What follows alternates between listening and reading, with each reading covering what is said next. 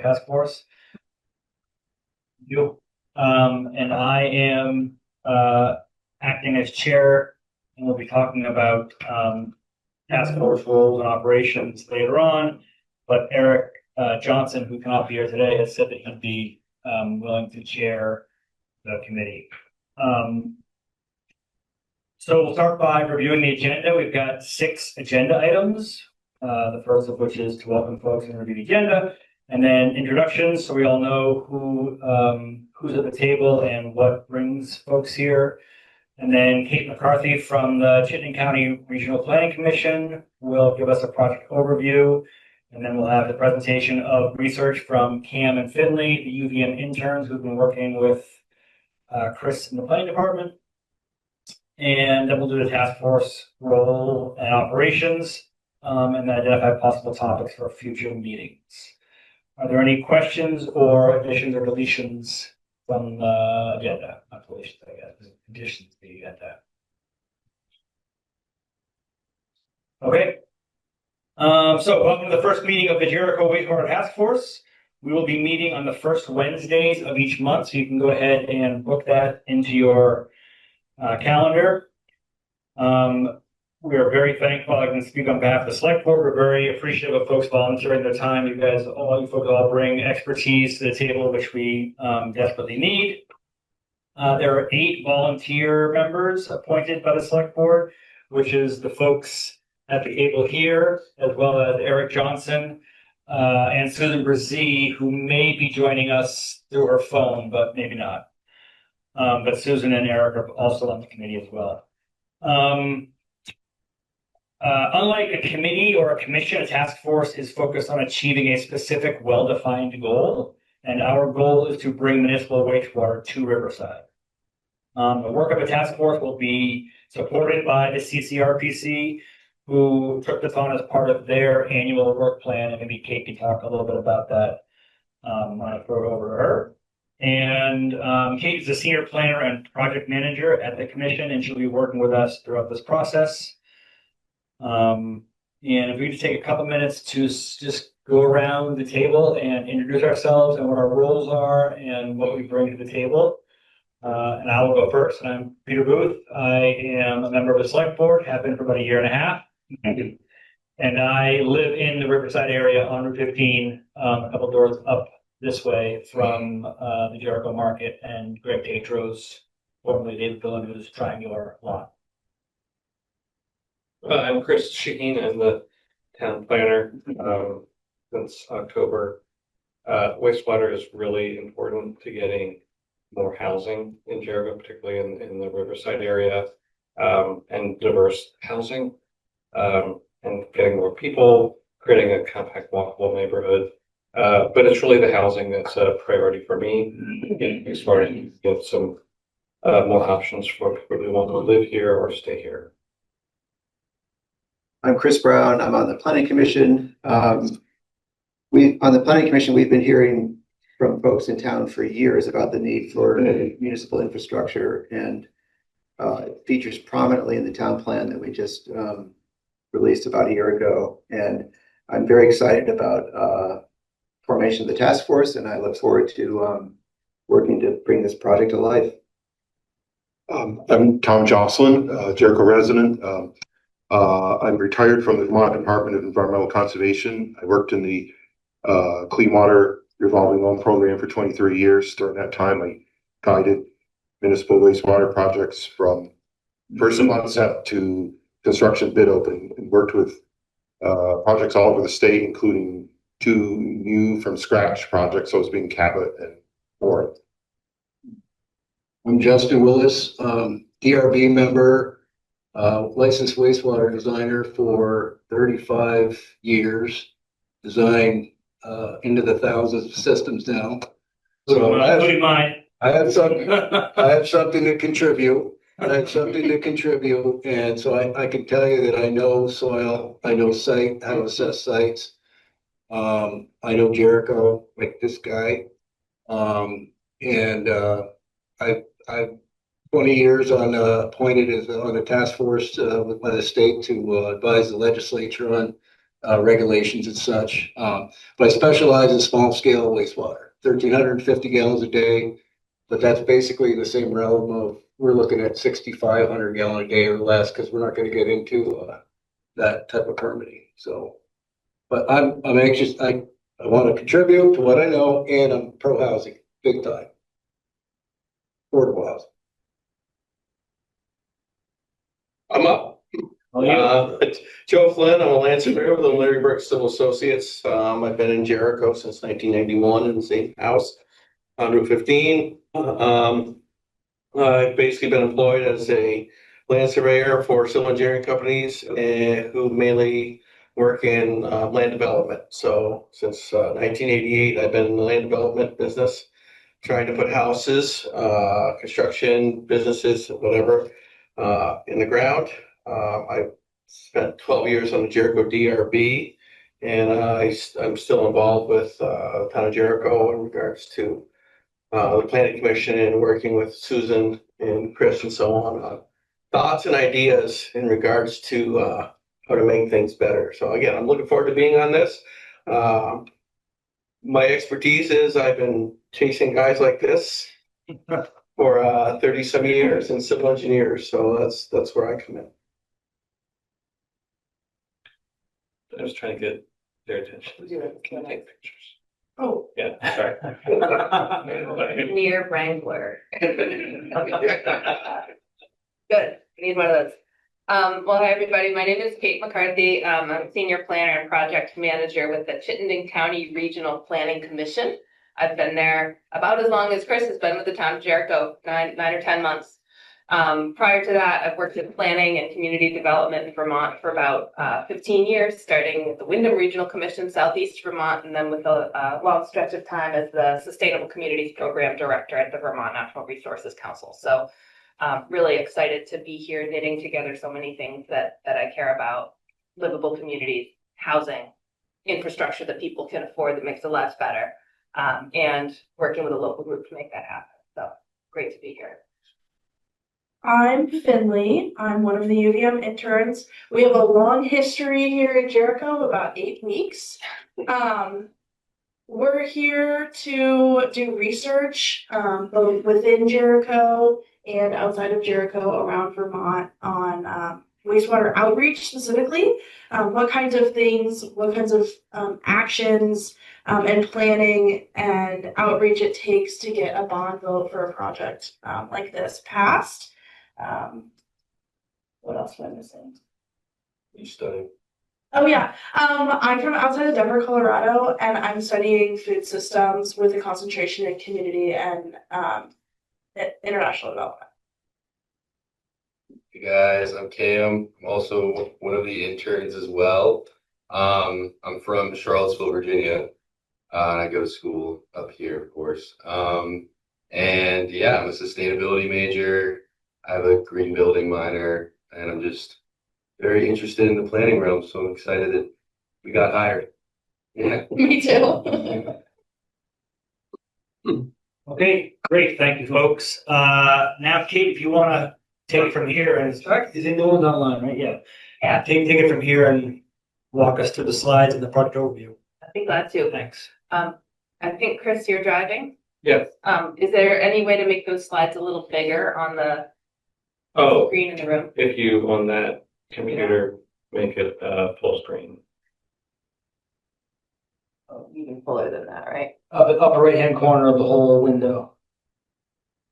It's full screen on the screen I'm looking at, but it hasn't translated up there. Yeah, sometimes. If there's a delay, Delay. we've got delay problems. Test here. There you go. There we go. Oh, we did it. Okay. Great. So here's slide 4. Great. Well, thanks everybody. I want to echo what others have said about thanking you for being willing to serve on this task force. There's some many important conversations and investments that have been had and made already, and this is a really exciting next step.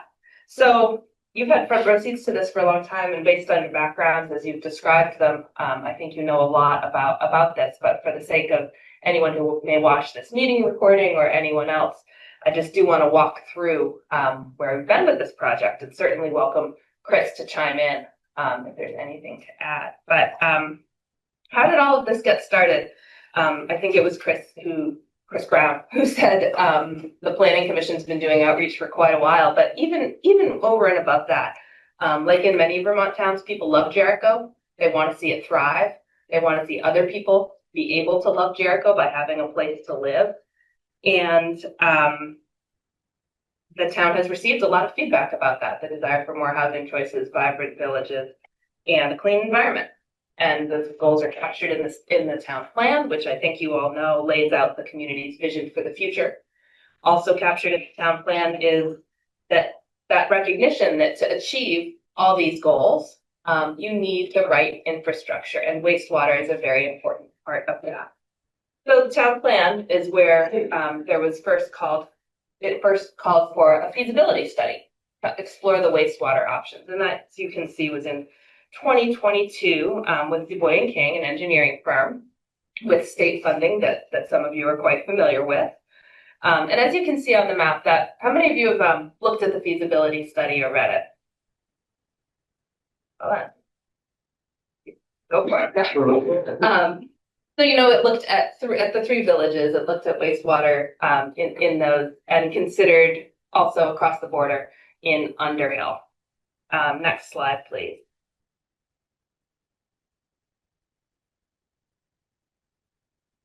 It's coming. Wow. Delay. We realize how fast we're used to seeing things move.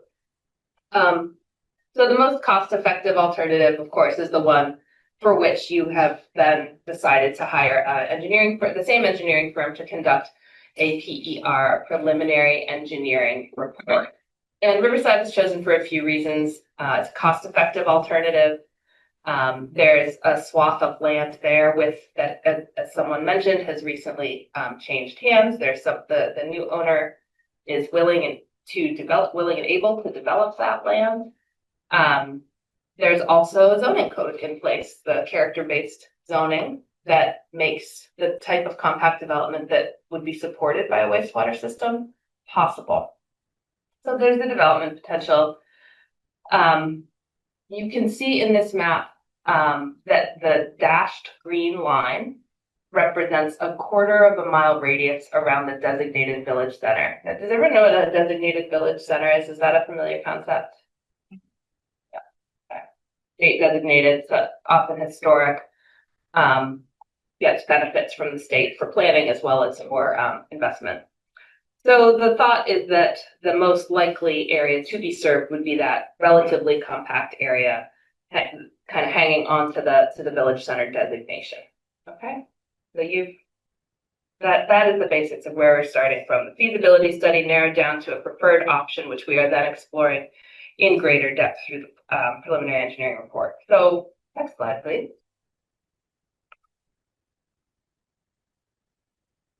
I cheated and advanced it a little while ago, so it should be there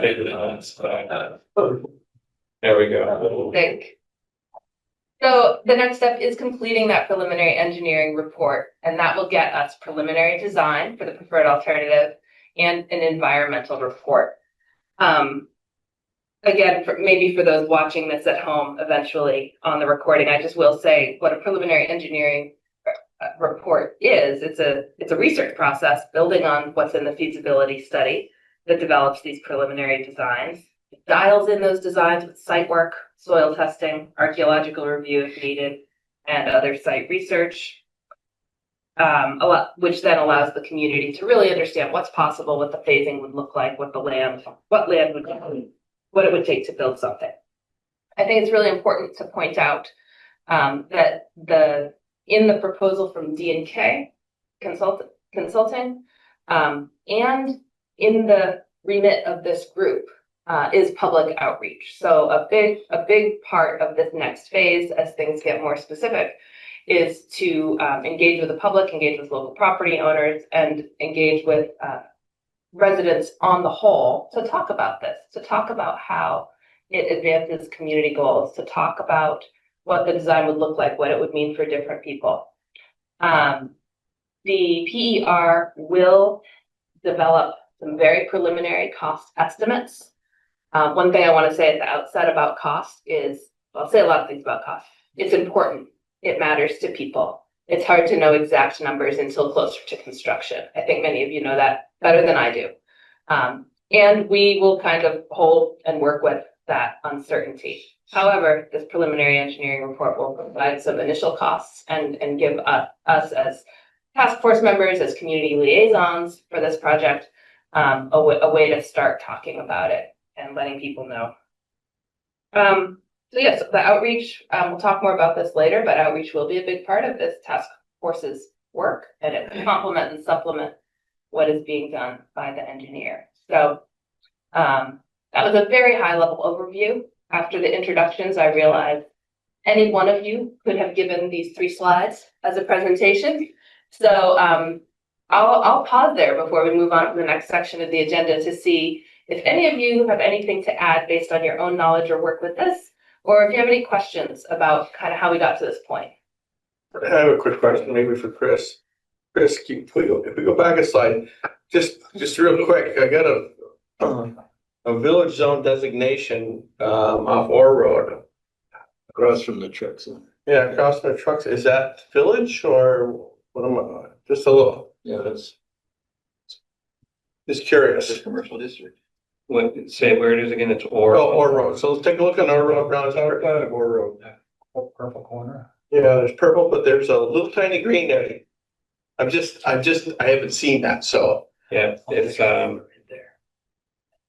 it's gonna, which one is it you're talking about? And I don't have the zoning map memorized, so Yeah. I'm not gonna know for sure, but if it's, unless it's. Look between Brown's Trace and Orr Road, Peter. I'm lost where we are here. The purple one? Goes down, Right there. yeah, Down. By your thumb. keep going down, up, right there. Yeah. We got a village zone saddle between LDR and commercial. I'm just curious. I don't think that's been changed, but. Yeah, I don't think that's right. This was pulled from the feasibility study. That may just be a mistake, but I think that's either the commercial zone or the low density residential, or the village I zone. have a vague memory about something at the Board of Abatement about that piece of property, but I can't think what it was. This was years ago. I can't remember what it is. Yeah, it is. So, it does wrap. We got a little neck that wraps around there. It's in the village. It is village. Yeah, it's correct. All right. Yep. Yeah. So it makes more sense in the bigger context. When you pull back, you can see a little better. Yep. Exactly. Yep. Okay. Sorry about that. That derailed me. Question. What do we need to know what we're looking at? Okay. If you have that question, others will as well. Anything else to add about project and work to date, or any questions about it? I was gonna save my question till later, but this scope of this task force seems to be limited to Riverside, but yet the conclusions of the DNK 100% feasibility study make multiple references to Jericho Center, including the possibility of extending municipal water service to Jericho Center. So I guess my question to the select board would be, or did the select board make a formal decision to exclude Jericho Center from the scope of this task force? And if so, when did they make that decision? I don't know that we explicitly said not to do water in Jericho Center, but we didn't say to do it. But the only thing we positively said to do was the Riverside wastewater project. There's been talk about water in Jericho Center, but there's been no movements or sort of opinions coming out of the select board about it. I would assume that that scope would need to come from the scope of this task force. Yes, yeah, the scope of this task force is wastewater and Riverside. Yeah, the feasibility study, it had all of those recommendations, but the primary recommendation moving forward was that they emphasized Riverside, and that was what the select board took as the recommendation moving forward. Yeah. But there wasn't necessarily a formal vote on that. I don't know, honestly. I mean, there was for sure. I remember a conversation we kind of landed with, like, yeah, we want to move forward with wastewater in Riverside. That's what we want to take out of this report. I don't know if it was a motion per se, but it was an explicit conversation for sure. It would have been included in the the application of the PER to the state, which the select board would have approved. Yeah, this scope to Chittenden Regional Planning is limited to Riverside. It's stated. Well, I don't see any. I don't see a lot of things right now. Yeah, the request that we received through our Unified Planning Work Program, the UPWP, was narrowly defined for wastewater in Riverside.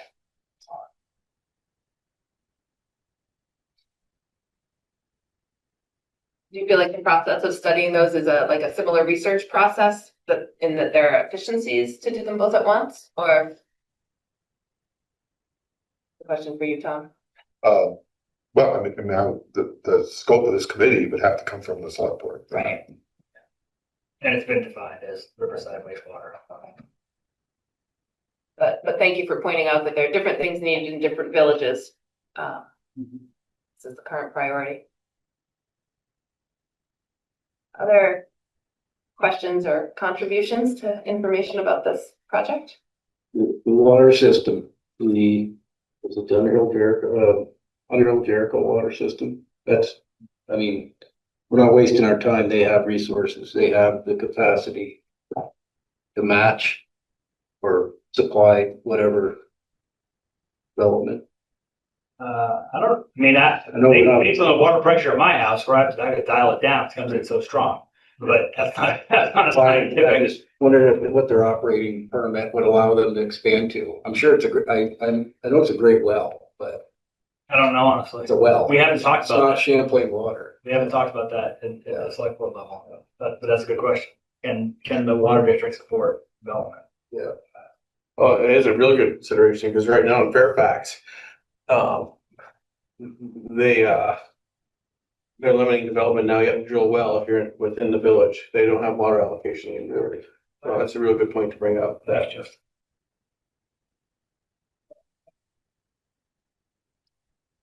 Any additions, comments, questions? This is helpful. Okay.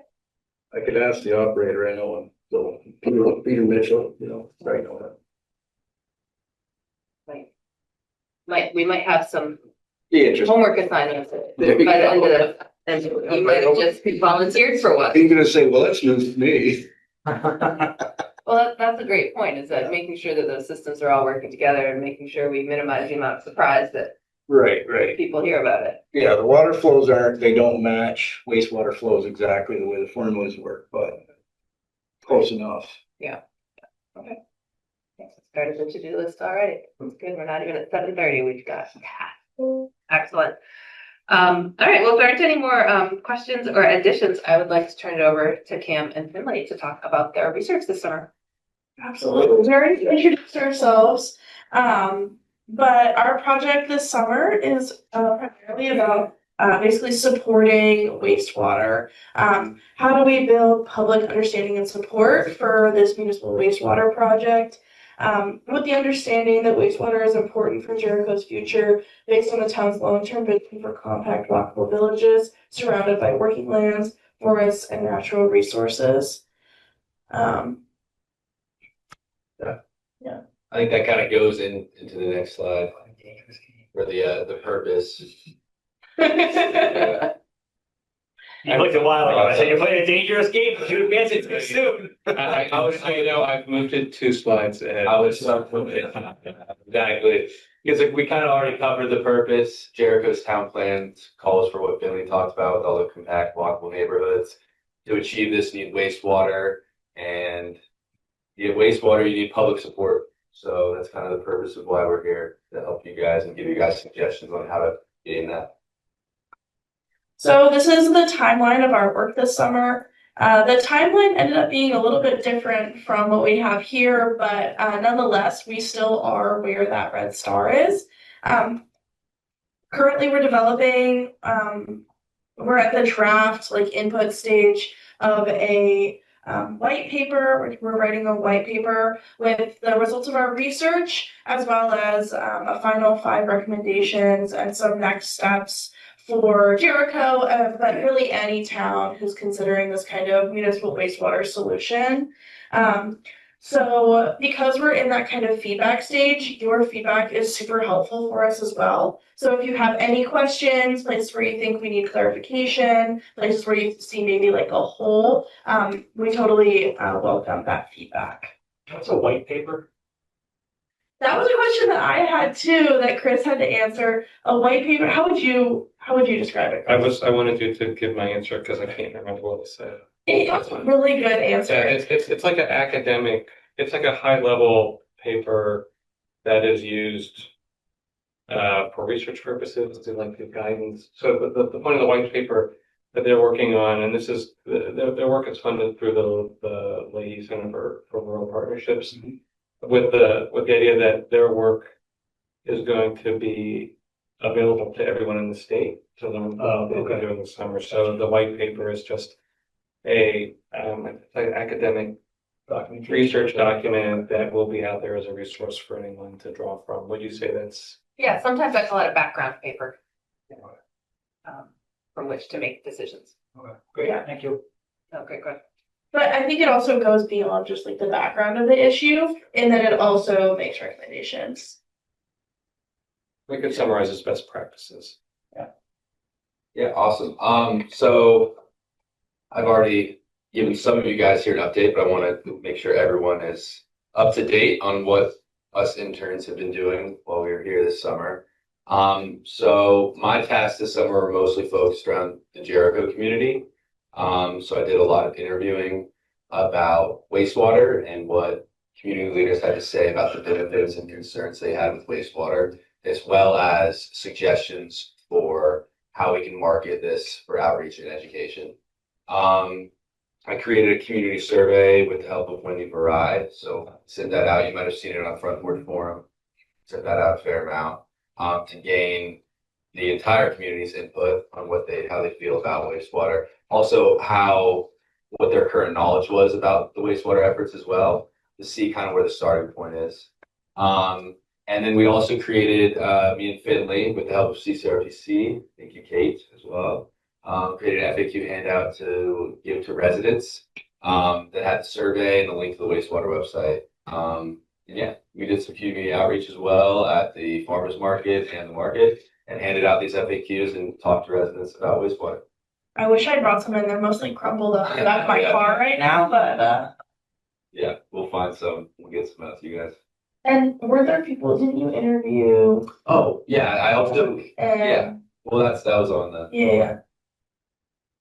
Okay, so then I did best practices research, which primarily consisted of interviewing leaders from other municipalities, but also planners from CCRPC. Again, thank you, Kate. From that, I put together a case study with research and interview information. So it's a lot of information that I got from interviews, but then just compiling a lot of information that I found on town websites and in town reports.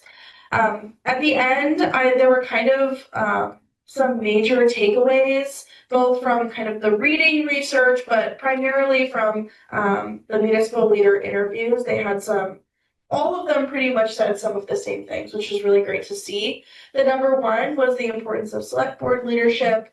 They also said again and again to focus on the big picture, why we need wastewater, not actually the nitty gritty of wastewater itself.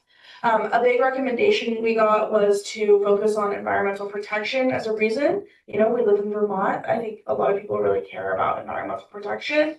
And then finally, to fill the void of, first of all, avoid slowdowns where there could be voids in communication and positive communication, but also to have continuous outreach with the community to avoid kind of naysayers filling up that gap of communication.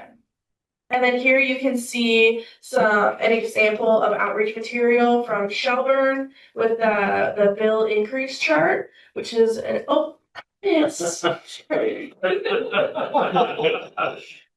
If you look at the slides again later, I think that's a really great example of some like outreach materials from another town. Yeah, so I guess our takeaways are kind of what we use to form these outreach strategy recommendations. We came up with 5 And the first one that we talked about is just having the right information. From my perspective with the community surveys, a lot of people asked for an environmental report and also a very transparent financial report. Financial report would just have like projected costs, funding sources, long-term tax impacts on, on the residents in the areas. And then also community surveys was another one. I met with a UVM professor and lecturer who does a lot of community outreach, and he said that constant community surveys to check in on residents is a very effective tool to use for outreach and to gain public support, so people feel heard.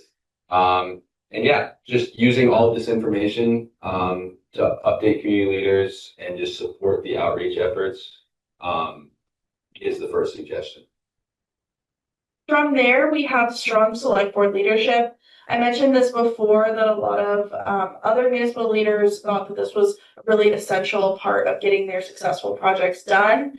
This means basic stuff like having wastewater on the agenda every single select board meeting, but also kind of higher level stuff like the select board publicly supporting the project, both at select board meetings, but also kind of in the public forum. The select board should be highly informed, working with consultants and town staff. And generally, towns with successful outreach and successful bond votes had select boards that were staunch and unwavering in their support, even through public controversy. Yeah, and then the third recommendation is just effective and efficient project management. I think the main subpoint of that is having a dedicated point of contact. A lot of successful wastewater and other communities have been found to have a very involved and dedicated member that kind of oversaw and was like a project lead almost for this project. So that's one of the big recommendations of this section. And then overall, just like clearly defining roles and expectations, keeping on track and schedule. Residents very spoke out against the time these projects take. They already take long enough, like the engineering report's going to take a while. So making sure that it doesn't take more time than it already is going to take is very important in managing that. And then the next section is focused outreach. So one of the big points is diverse outreach, and trying to reach out to as many people as possible. Like when I was talking to a lot of people, this is an older population, but having many diverse ways of marketing and doing outreach is still important. So this can be from social media to mailing letters. Like there's a wide variety, and doing all of that variety is very important. So everybody has an opportunity to receive information, no matter what methods of communication or where they live, if they have a phone or not. Also using clear language, explanation, focusing on individual costs is very important. And that kind of goes with that financial report. And then just overall highlighting how the project protects what people love about Jericho. The rural character, how that can be protected by having wastewater. And you don't necessarily have to focus on the technical aspects of the wastewater system, because that might be overwhelming. Yeah. And then the final thing is building public trust. I think having the right information, which we started with, is like one really important foundation of a project like this. But I think the second really important foundation is that kind of public trust. This is done by doing things like, as a part of outreach, like making meetings welcoming, family friendly, having food at meetings, also ensuring transparency, making sure you have nothing to hide, going door to door, talking with people face to face, making yourself available. It also involves addressing legitimate concerns, even if it may be packaged with a lot of other stuff that you may think is like unreasonable or mostly based on emotion. Usually people, from what we've heard, have legitimate concerns that need to be addressed. Public leaders should be have humility and eagerness to listen and invite all types of people in, whether they agree with you or not. And then finally, even before any sort of wastewater specific outreach happens, and also during a wastewater outreach effort, there should be community events that are simply for the sake of community building. these events are not focused on wastewater. You don't talk about wastewater at these events, but they're barbecues or parties or block parties or whatever that bring the community together, that come from town leadership, and that make people trust each other and also trust the town government. I think. God. So if you guys have any questions? Yeah, we're ready for questions. Ready. My question is, you said you've interviewed people, you talked to other towns. Mhm. You remember what towns? Yes, hold on, let me. Because Colchester would be really interesting. Colchester, they very controversial bond vote for sewer, but that had strong environmental backing because it was along the lake with Mhm. failed septics everywhere. This is different, but it would be interesting to see how that, I heard a little bit about the Colchester project and I had read that a was the few. biggest one around, I think, in the last 5-10 years. The difference between Colchester and obviously what we're doing here is, from what I understand, they were expanding their wastewater system. True. So they weren't at the top of our list and we didn't end up talking to Colchester, but I wish I talked to you before because one of our towns is Warren. It would have been great talking to you. And then Wolcott, Wastefield, Montgomery, and then we had some, and then Shelburne, which did also expand their project. And then we talked to some towns that were unsuccessful as well, which were Westford and Huntington. Westford, I was kind of involved in that. Oh, yeah? I'm sorry. So, kind of, Just a tiny bit. so in the final, I guess, paper you submit, you talked about you interviewed stakeholders and so on. Will those be outlined? Who you talked to in this community regarding this? Yes, sir. Yes. For the sake of quotes, we didn't directly quote Mhm. anything they said, obviously. But then in our citations, we have all the lists of everyone we have. Perfect. Yes. I am curious about the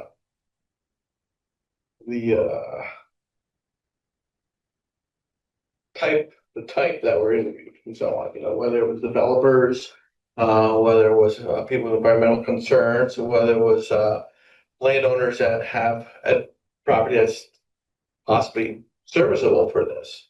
So that's why I'm curious about who was involved in the interviews and so on. Obviously, we tried our best to, I know you tried your best to talk to as many people. We missed out on the developer perspective. But I mean, we got a very diverse range. We have very stark anti-wastewater people that I talked to. And then we have all the way to like Edie Granning was on. Yeah. Well, again, the idea of talking to developers, they're the ones that they're gonna put it in. Yeah. So I do think that if you have any more time, Yeah. it would be a bad idea to definitely include their thoughts on what they like to see or what advantages this will be for them. I know Chris has been talking to developers as a part of his work for like as the town planner rather than for this report. I think maybe that falls a little bit outside the scope of this report. But that's definitely something that we've seen Chris talking about in the office. Yeah. Yeah, the focus of the research was really on building a public outreach strategy. Okay, good. Yeah. Okay, and I would say there were interviews of community leaders. Mhm. And then there was the survey that went out where we were getting more feedback from the general public. So those were the two groups that we focused on. And again, it was really focused on what worked in getting a message out to building public support for it. Okay.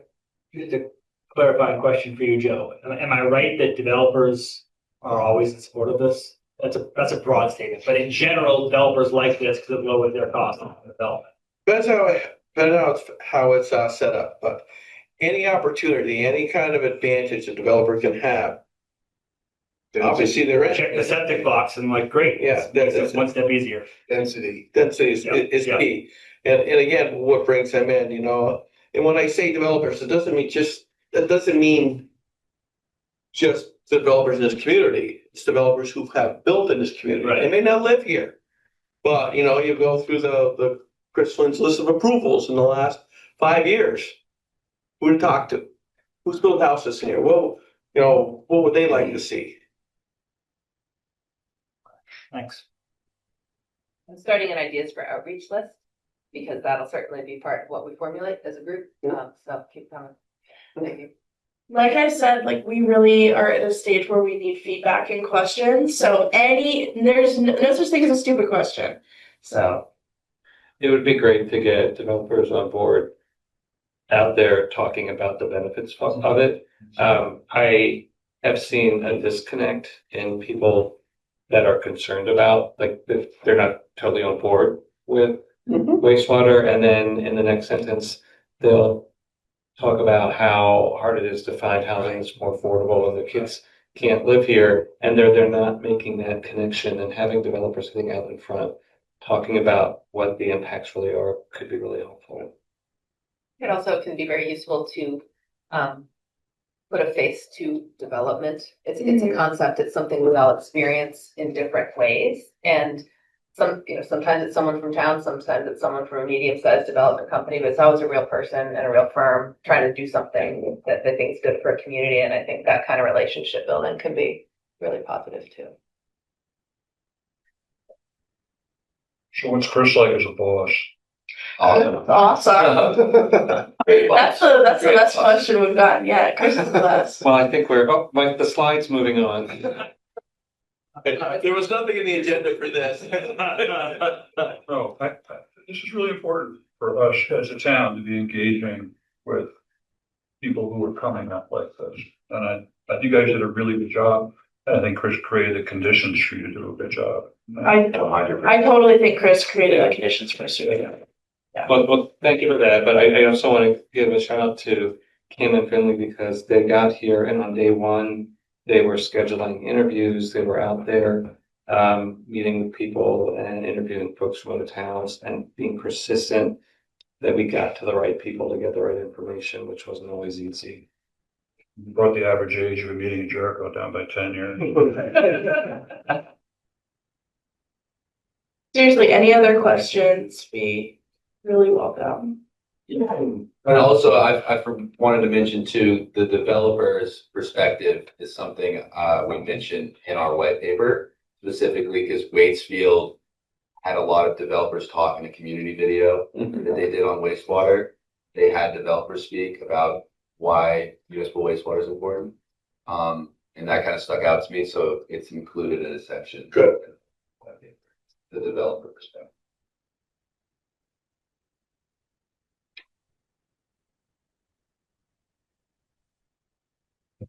Great. Thank you. Nice work. Thank you. Thank you. All right. Well, the next item on the agenda is task force role and operations. And this is the first meeting. My hope is that we could kind of lay out a skeleton for how this committee will operate, or this task force will operate, but also give ourselves a little room to evolve that if we need to, as the work plan comes, as we create the work plan together, and as we kind of keep learning about each other's strengths and interests. So I noted a few items that I thought we should resolve. So is there general agreement that there should be a chair and possibly even a vice chair to open meetings, in the future do some of the facilitation? What would the functions of the vice chair be? Would they just be chairing meetings when the chair can't be here? Yeah.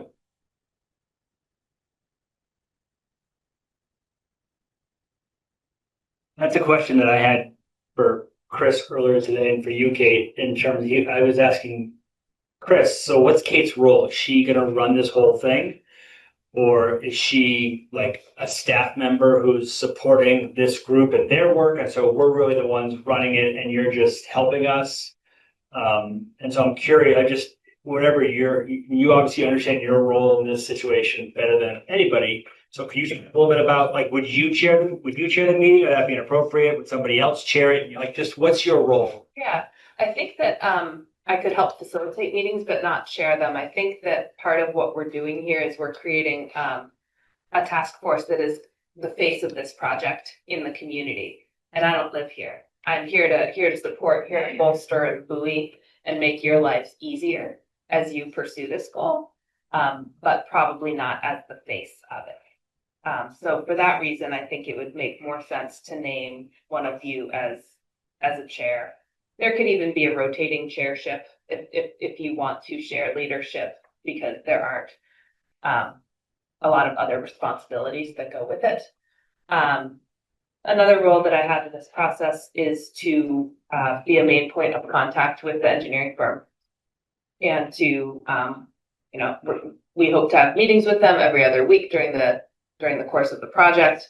Talk about timeline, make sure that we are aware of when this group should be bringing information forward, should be absorbing information about what's happening with the PER. So there's that kind of consultant management role that I'll play.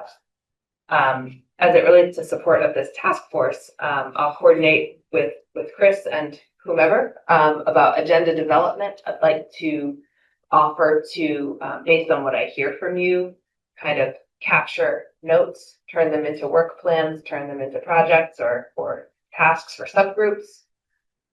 So I'm staffing this committee, I think is the best way to put it, and I am managing the consultant. Chris, is there anything you would want to add to that? The only thing I would add is CCRPC staff have a lot of experience in doing this same thing in other communities. So I'm really grateful that they're took this on as a project for them. And really going to be looking to them to help us queue up what the task force should be focusing on at different phases in the project, and relying on their expertise in that area. So I will say that Eric Johnson said that he'd be happy to chair the task force, which I think makes sense. And I'm not sure what anyone who wants the vice chair it. I think maybe Susan, which makes kind of a I'll second that. select board planning commission, kind of 1-2 punch. Ironic that neither one of them are here, which is the way generally how you end up chairing a committee. You don't show up at the first meeting. Susan Bessie, she's the chair of the planning commission. Yes. Yep. I think it would be great for the select board member to be the chair. I think it ties in with the select board leadership we want, and so I think that's natural and obvious and the right thing. I think Susan would do an incredible job. Some of the results that we were getting from surveys was an association of wastewater with the planning commission, and the planning commission was the one really driving all of this, and that the planning commission had its own agenda. So I would want to let's factor that in. It doesn't mean that we couldn't, but it's just something to consider. Given that PR is a huge piece of this job, I think we need to be mindful of that. And we also saw, like, in both of the failed projects, that in those communities, the planning commission did drive the project, and that ended up being to the detriment of the project. Well, I'm happy to be the vice chair and have it be 2 select board people that feel like that's a good way to. I think that would be great. I think the stronger the select board Gets participation, behind the it. better. I mean, yes. Is that something we need to vote on, or is that just something we Probably by should consensus? vote on it. Yeah, we might as well. This is part of what we're figuring out. We vote on things. Well, then we know the question was, do we want to, under Robert's rules of order, like, do we want to have a motion and a second and vote on it, or do we just want to keep it more informal? No, just make a motion. It's not that hard. Yeah, I think we should operate generally under soft Robert's rules, just so that we're clear about when we're talking about stuff and when we're like making a statement that we're gonna all stand by. Let's do Eric first. So I'll make a motion that Eric Johnson be appointed the chair of the wastewater task force. Second. Oh, I think that is happening. Yeah. Hey, all those in favor? Pick up the draw. Aye. And motion passes. You do, Peter. Yeah. Yeah, I'll move that Peter be acted as vice chair. I'll second it. All those in favor? Right. Okay. Sorry, who's the second? Peter votes. Oh, the second was Me. Joe Flynn. Okay. Great. So that makes me wonder, are you taking minutes? I am taking. Okay. And you will, That's my next question. these will be produced? they'll be produced, yeah, they'll be cleaned up, and available. And then, well, that's the next thing I wanted to ask you about. Could I make a suggestion on the previous? On the vice chair thing? Yeah. Sure, late, but go ahead. Well, no, I think you did it. I agree exactly with what you did. In terms of positioning, we've had wastewater committees before that did not succeed. What's different about this one is the select board is in charge. You are staff to the select board on this project. So you're developing kind of communications and positions for the select board. It will be the select board that speaks to the community on this, not the task force. And relative to Robert Rules of Orders, this is a task force and not a committee, which means you don't need a quorum to get together, which means that the select board member wants to go look at something with a couple people, 2 or 3 people can go out and do something. Right. And which is a significant difference, which is why it's a task force and not a committee. Because you are staff to the select board. And I just, Why? you're only gonna meet once a month. You've got a lot of work to do in between. A little bit of clarification, that open meeting law actually doesn't apply to non-decision making bodies, in which we are not non-decision making. We are a non-decision making body, so we don't, any number of us can get together for any reason at any time. But that being said, the staff has decided to treat this as if, in terms of public meeting notification, as if it is a different type of body. So we will be posting notices, 2 days before the meeting, around town, posting notices on Port Forum. We didn't do that for this meeting, but it's something that we won't be doing for other meetings. Is it possible we may be voting amongst ourselves on certain things too, so we have to. Yeah.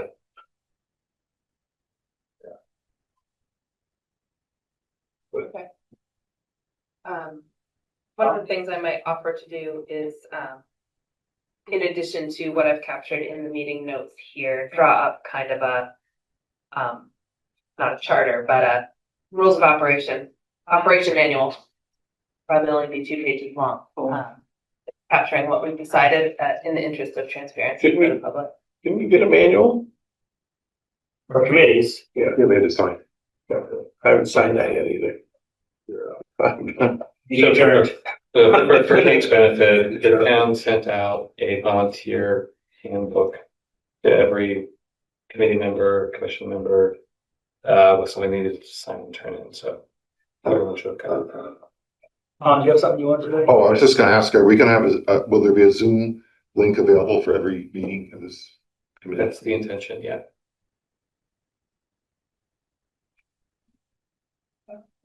So meeting notes, will be, I or Chris will take them, and then we will edit and post them. We can post them as we do with other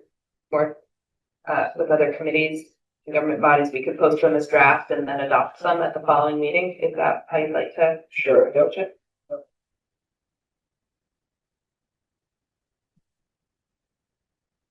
Great. Okay. So something else we probably want to solidify is what reporting back to the select board looks like. And I think I might know the answer to that, but I wonder if there is willingness to have a standing agenda item on the select board's agenda to elevate the profile of this work and to, as recommended, keep the information flowing. Special community, there are 2 select board members on this Makes sense. task force. Yeah. Maybe we could get an update on any budget, any expenditures that the select board has made since the previous meeting, just a financial update, town transactions involved wastewater.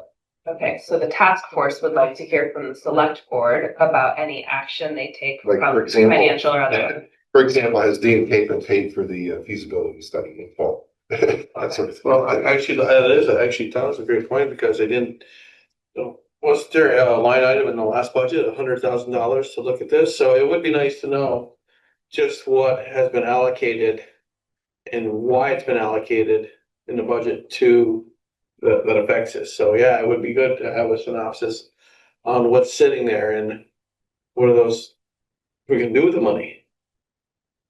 Okay, so that's information you would like to bring here from the select board. I just like, yeah, again, take a look at what was allocated. If I remember correctly, it was $100,000 in the last budget and what the purpose was. Now, maybe there wasn't, maybe it was just allocated and it's a wait and see, but it'd be nice to know that.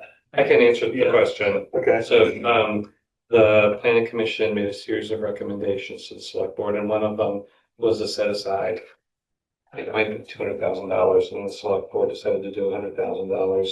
There was no specific it wasn't It allocated. wasn't targeted for anything. Right, it wasn't targeted for anything, but we anticipated work was gonna be moving forward and there may be some unexpected expenses. And indeed there was, because we applied for a municipal planning grant to pay for a CCRPC to help us out, which did not get approved. So I think it's 25,000 of that money we are now using to cover our costs with CCRPC. Okay. Now, for the remaining 75,000, I don't have an answer to in terms of, well, I don't believe it's allocated, but what role we might have in figuring how that money is spent is a question I'm looking at. But I think, well, I was just going to say, in that vein, I think it would be great if, as we can go about our work, we think about what we might want to recommend for next year's budget Sooner rather than later. sooner than later, so that we can keep this ball rolling. I wanted to go back to Kate's question, because Kate's question, I think, was how we communicate with the select board. Yeah, how will we make sure information flows from your work to the select board on a regular basis? Whether that's just updates or presenting questions to the select board that you need the answer to, or requesting help from the select board to advance the work. I wanted to back up, and maybe we don't need to answer this question first, but I didn't know if it'd be helpful to clearly define what the task force is doing and what our role is in this, to know what it is that we might be communicating with the select board about.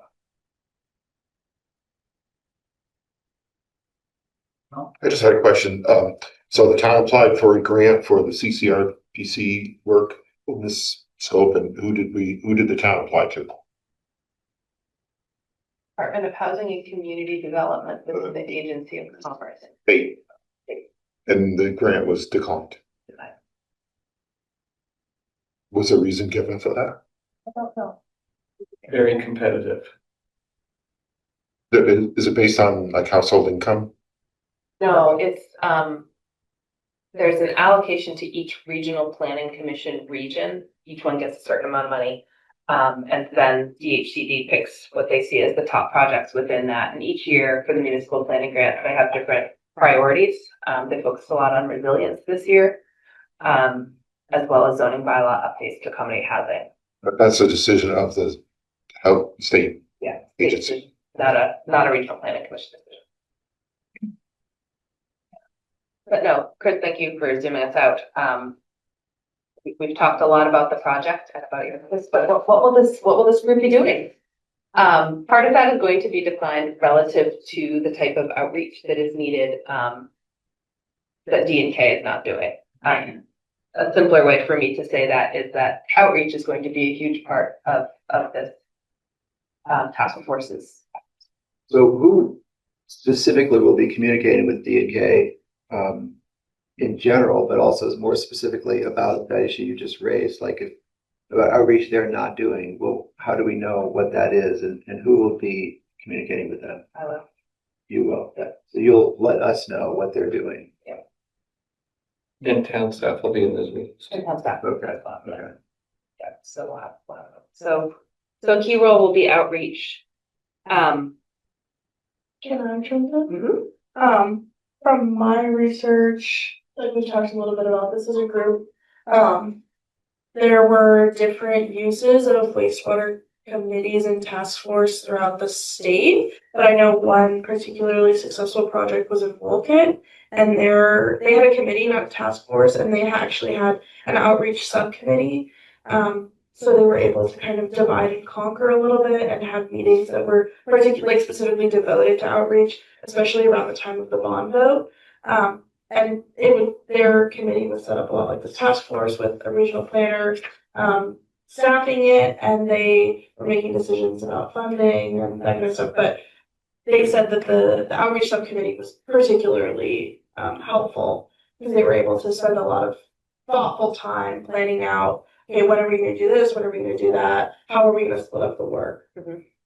Yeah, and I remember from your report that in, I think, Waitsfield, their task force had an outreach subcommittee, a funding subcommittee, and an engineering/technical subcommittee.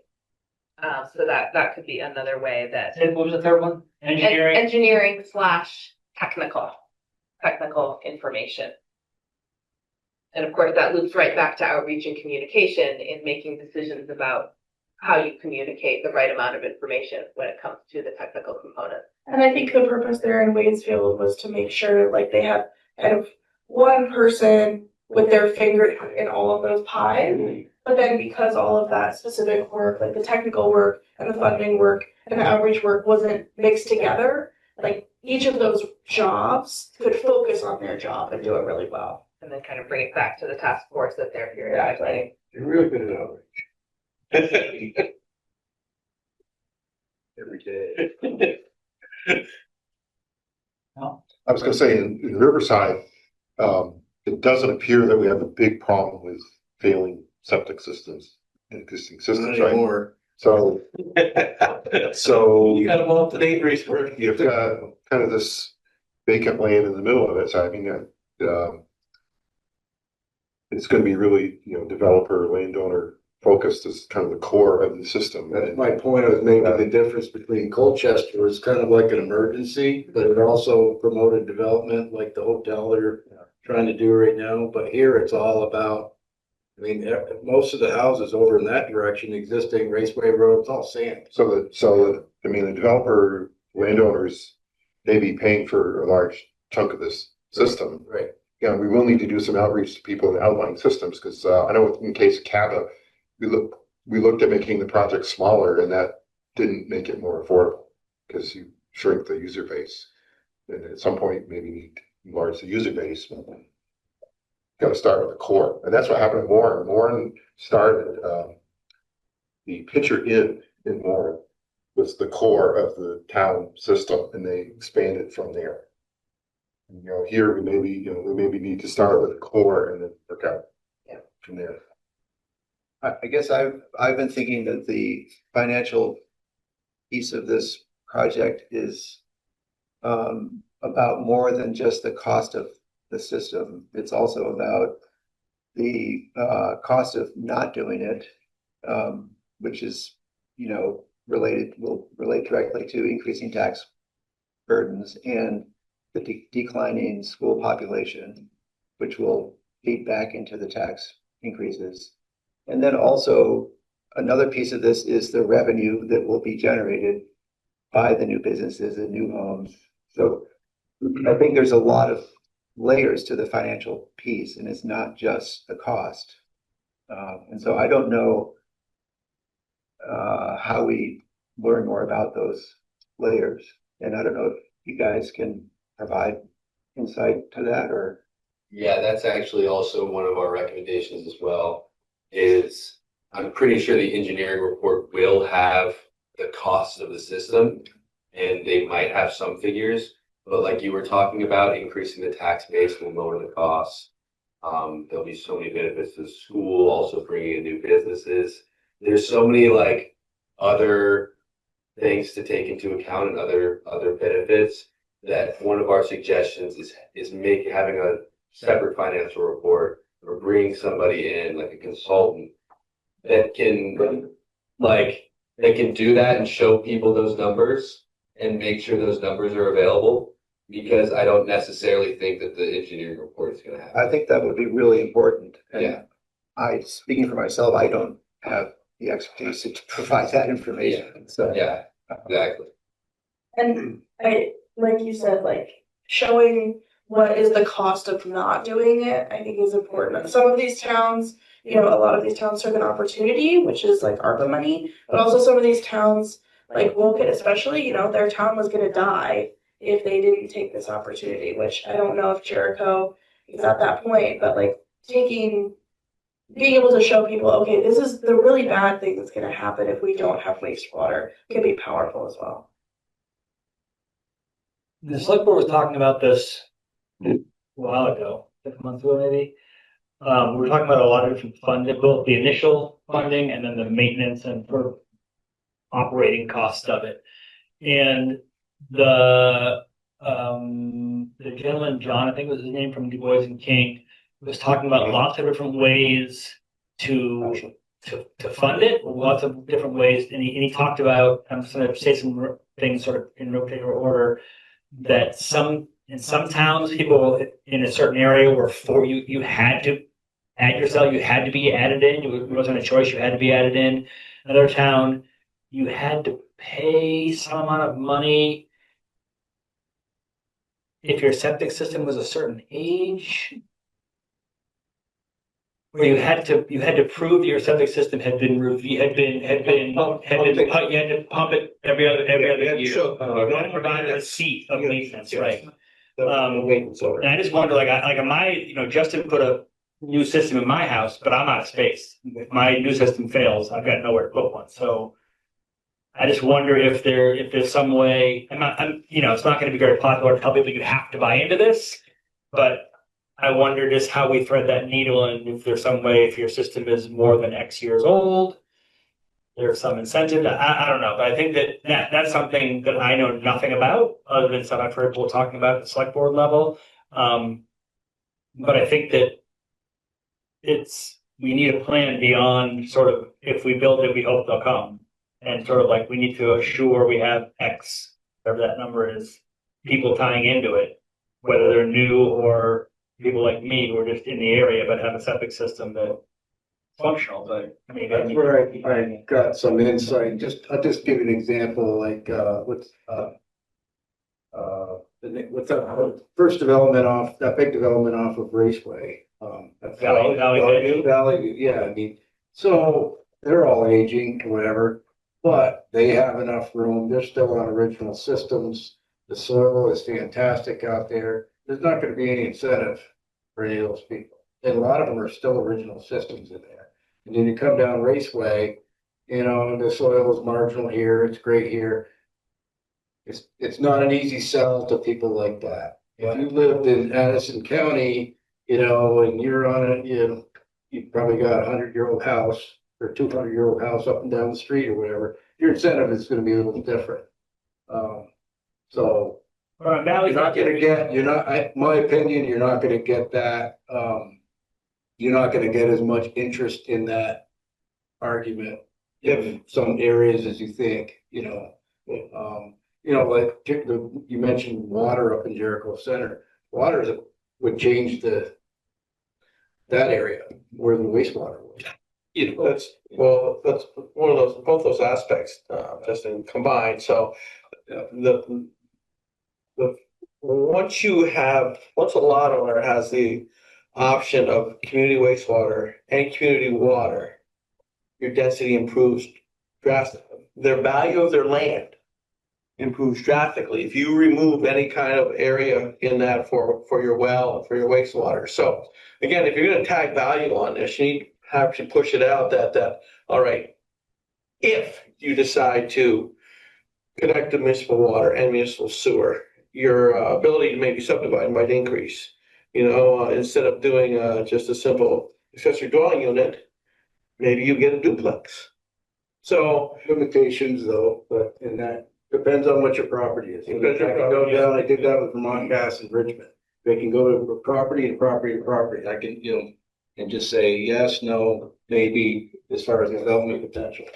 Yeah, but again, we need to look at our zoning regs to make sure that if that occurs, they're going to come together.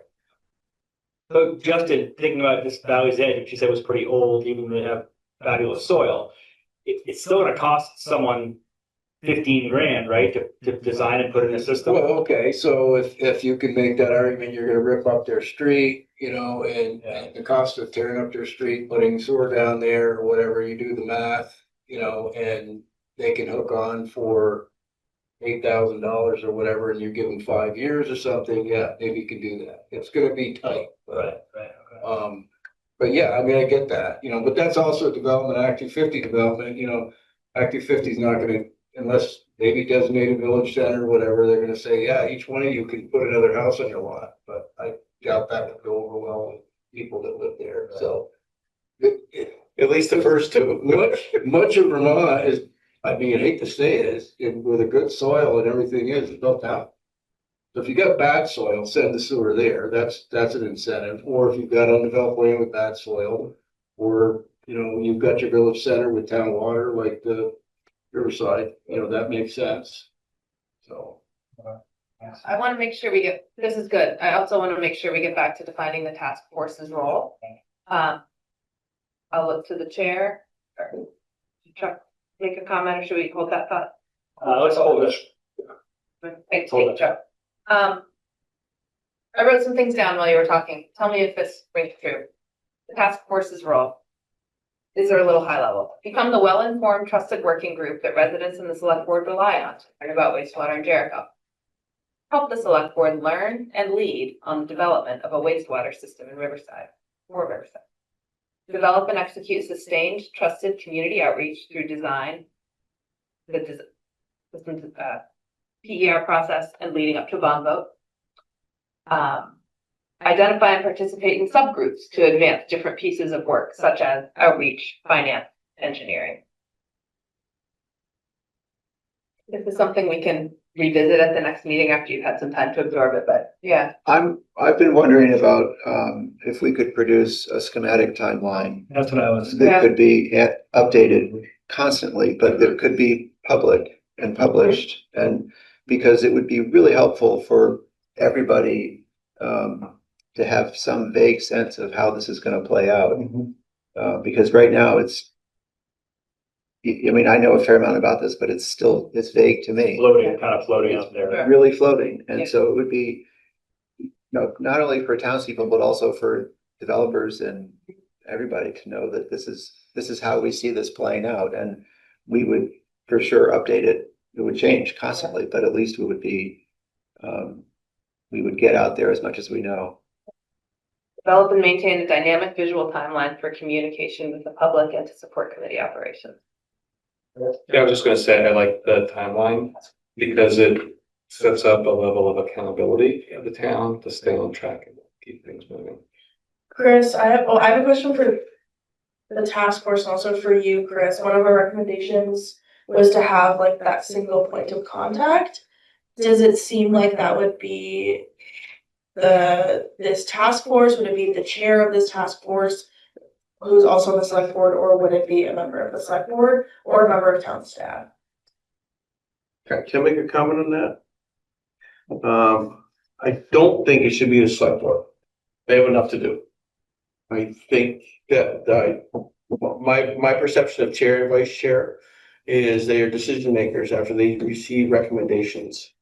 Select board has enough to do. So I think if it should be someone on the task force outside of the select board compiling this and bringing the information to them.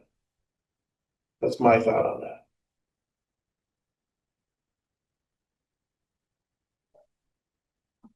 Maybe two different questions there.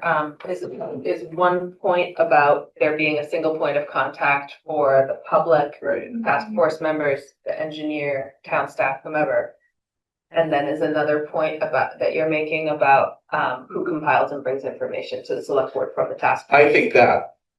And so the one person compiling it Yeah. doesn't necessarily have to be, you need to be the chair. Gotcha. Yeah. Okay. Okay. Yeah. That feels like something I can help with. What? I was gonna say, I think that the one person point of contact should be a town staff person.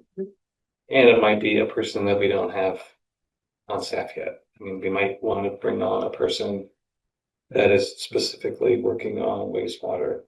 Because I know everyone in town hall now is maxed out in what they're doing and have no capacity to take on anything else. So again, back to a line item in the budget for another staff member. Did that ever get ironed out? Peter, did we ever decide, based upon the study we had too, of where we should add a staff member? And it can be a question for later. I don't want to speak, we had a conversation about it, but I don't remember where it landed. I feel like part of this 75K was, we were talking about that as part of the staff person. Part of it, I don't know. We have a meeting tomorrow night, and I can ask Eric and other folks what they remember, or Catherine. What, I can go back to our minutes to it. There's just, after what you've brought up, there's just so many moving parts to this. Yeah, oh my God. I'll be honest with you, that I can't be that one person. It's just, there's too many moving parts that I'm not good at too. So looking around, I don't know, maybe someone else, probably is a lot of people out better than me at that stuff, but I know that's a big undertaking, is to facilitate all this. Yeah, I was gonna say, so one of the things that we found in our research is that there was sort of that one lead person that was coordinating everything. But they would be coordinating like the work of Kate, who was working with the engineer and the task force. It's like we don't have anyone identified as an outreach coordinator like that. And maybe that's, anyway, there are lots of, like you say, pieces that need to be coordinated. And one person needs to be doing that. So another agenda item, I think it maybe fell off the page, but is recommendations for FY27 budget. I thought I'd seen that. I was like, where did that go? I think you're exactly right about the page. I had that On the next slide. I had that on my It's on the list. next slide, Yeah. which we'll look at in about 10 minutes. Okay, I want to make sure we've gotten through all kind of the operational thing, the types of conversations that we're having are exactly what I hope to kind of wander through and explore. But we are starting from scratch with a mandate, but it's taking shape as we talk, and that's fine. So back to reporting back to the select board. Do you think the select board would be willing to have a regular agenda item? Yeah, For sure. this, and would you or Eric speak for it? Yeah, that makes sense. Probably I'd be the smart prepared. Eric can kind of chair these meetings and chair the select board meeting. I'd probably be the person to report back. Another way to think about it is whether there's a third select board member who you'd like to brief and have be a voice who is contributing, just so you have more people who are interested and knowledgeable. That would maybe not be as efficient. Wouldn't be as efficient. What do you say, Joe? I just wonder if three involved would be an issue because of a quorum. But I think it just means three people who are thinking about, who are actively involved in wastewater. But I think it will add a level of redundancy. Okay. I think it makes more sense for me to report back to that the select board. All right.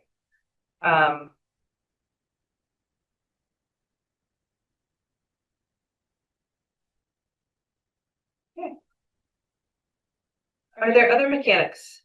Oh, Tom, go ahead. Well, where is the town at as far as applying for funding for the PER? Yes. Last I knew, they were in the process of completing the paperwork. It may have been filed by now, but I don't know the answer for that. To get on the priority list? I'm looking. Oh, well, we're already. We're on the priority We're list on for the- construction for I'm still learning about the priority list. Is it the IUP, the intended use plan? Jericho is above the line. Means a funded project, but it did not say for the planning dollars for this PER. It talks about future construction dollars kind of getting in the pipeline. I was confused by that and I'm still looking at it. I may be calling you. But Did you understand what? Well, so I mean, obviously we got to do the planning first, right? So, right, right. I think we need to look into what bucket of funding has that we're trying to access for the PER dollars, but the application isn't. And what's the cost of the PER? Either concrete or ballpark, I know we know. What is like 125, 130? That's fine. That gives me a size. That gives me a scope. Yeah. The work on the PER is an addendum to the contract you have with Du Bois and King for the feasibility study. And the two together are over $300,000. Feasibility study, which was already completed. Yep. The PER study, which is additional. Alright. But I will get that number for you. And do you know what the timeline is for that kind of study? Like when we can expect? We're waiting we're waiting to hear about the funding, and to confirm that it has been received. After that, we want to move as quickly as possible so that we can get test pits, before the ground freezes. Yeah. I think there's a limited number of property owners that need to be coordinated with, which should simplify the process, but that's gonna be one of my main tasks in coordination with Chris and Paula over the next several weeks, is to make sure that we can get this going in the field season. Okay. Chris? Go ahead. So is the school district still being considered as a potential treatment site? Lynette Claudin spoke to the select board in November. And in terms of timeline, she told the select board at that time that the fastest she had seen a town, and I think it was Arlington, go from feasibility study to completion was 5 years. That was the completion of a PER? completion of a system. Okay. All right. That's not unusual. It can take, All right. So I we're mean, ready. Cabot was sort of been planning for 40 years. Yeah, that was the fastest. She said the longest one, and then you probably know what the town is. She said it was 48 years and still going. Well, Cabot was, well, they have the Cabot Creamery back in the late 50s. They were dumping directly into the. This one started in 1969. Oh, so she did. Sorry. 69 for Jericho. They built it in the early pots. So it took So I think that's, 40 years, wow, but that was unusual, but yeah. I'm gonna benefit from it's your a long perspective time on frame this a for these lot. projects. What we heard from the research that you did is, the way my realtor puts it, is time kills deals.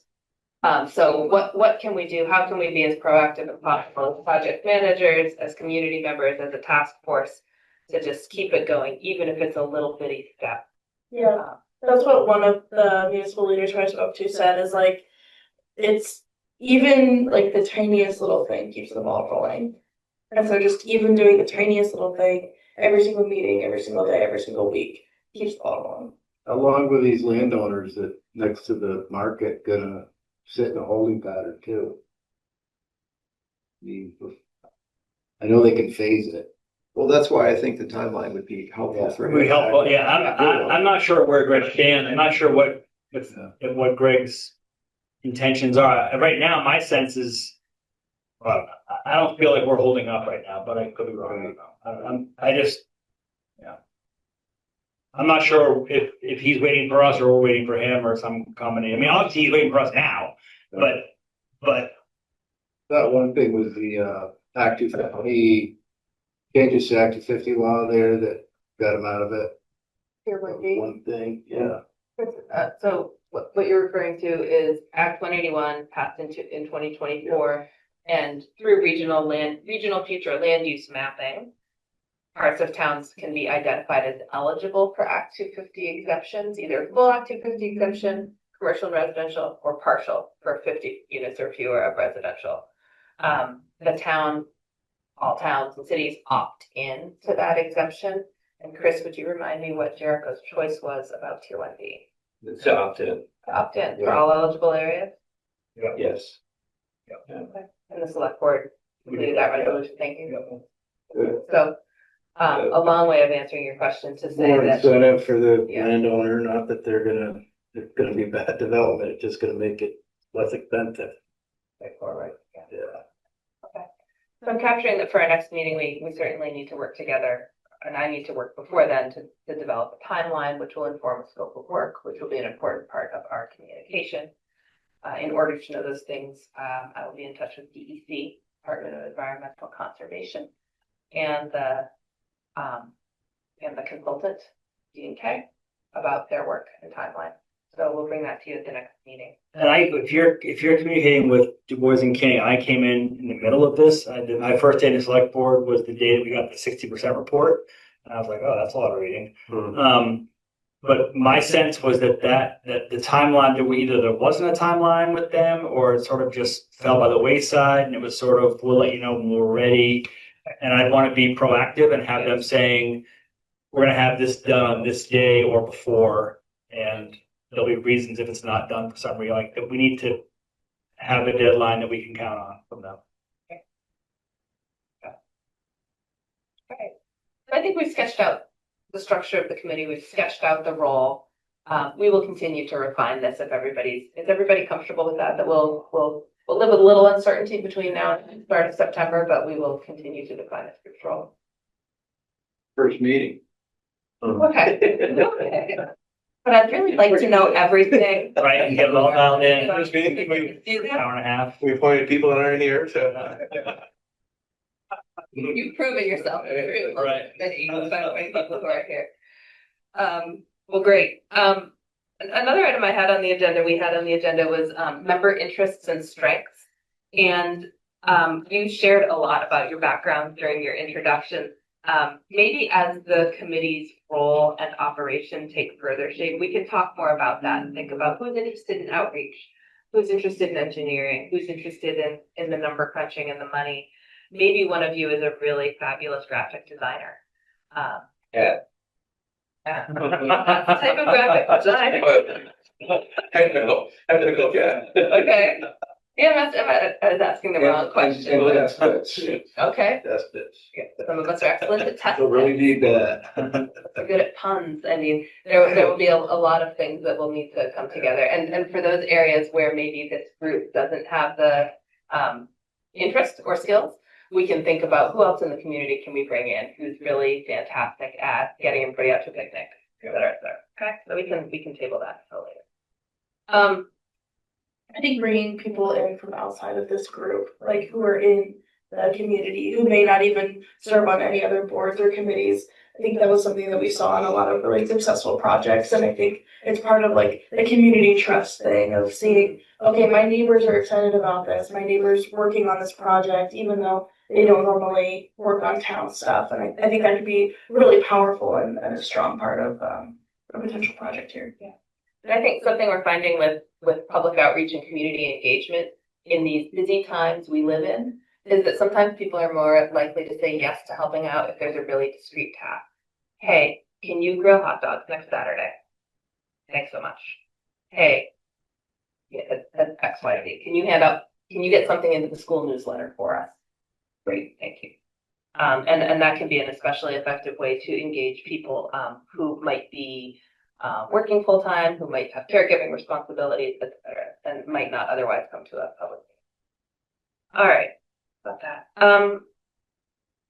Another agenda item the next agenda item that we have is recommendations for the fiscal year 2027 budget.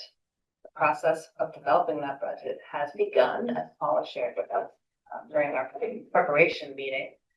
We've talked about wanting to learn more about the $100,000 that was allocated last year. I've heard that the remaining dollars after payment to CCRPC might be intended for a staff member, someone who can bring even more focus to this project or perhaps others. One of the things I thought of was, do you want to make sure that you have money to mail out postcards? Maybe it's only $700 or $800 a pop, but certainly adds up and it needs to be recognized as an expense. So are there, what are some of the things that might be on your fiscal 27 wish list for this group whose purpose we've all been just defined? I guess I'm finding it really hard to think about this because on the one hand, I don't know what the timeline of the wastewater project is. And so it's hard to know what we would need money for and when we would need it. And then I guess my other question for you, Peter, is you said we should be doing this soon. If we're not meeting for another month, how do we move this ahead, move this along in a timely way? I don't have an answer to that. I feel the same sort of paralysis around what to recommend or ask or. I think it's, another thing I would add to this is that I think it's, I think it was a really strong public show of support to have the $100,000 in fiscal year 26 budget. And I think it would be important to have that going forward. But I don't know how to address what the amount should be. But I think it's a clear sign to everybody that, yes, this is happening. We're all committed to it. It's real. This is a real thing, money behind it. I feel like I forget from which document this came, but I feel like I read a recommendation saying that the town should allocate money annually. If that money is not spent, it can begin to accrue into a future operations fund or a match fund or something like that. I think that was in the planning commission's recommendation. Okay. Yeah, I don't know how widely adopted that recommendation ended up being, but it's not a bad idea.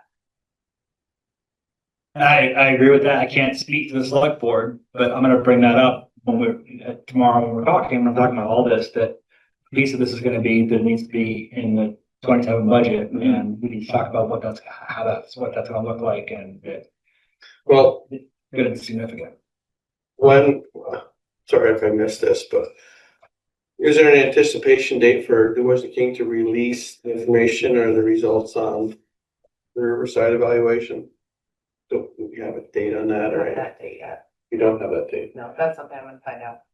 Because a lot of it hinges upon that. Wait, what are you talking? I'm sorry to sound stupid. What are you talking about? When's the PER gonna be done? Yes. Okay. Yes. Okay. I thought you were like some report they're working on it. We're waiting for any day now. So, But yes, I agree that you know, but even allocating how much funds, I mean, it's kind of hard to do unless we have something from that. One good strategy might be to allocate funds as we did this past year in a flexible manner, right?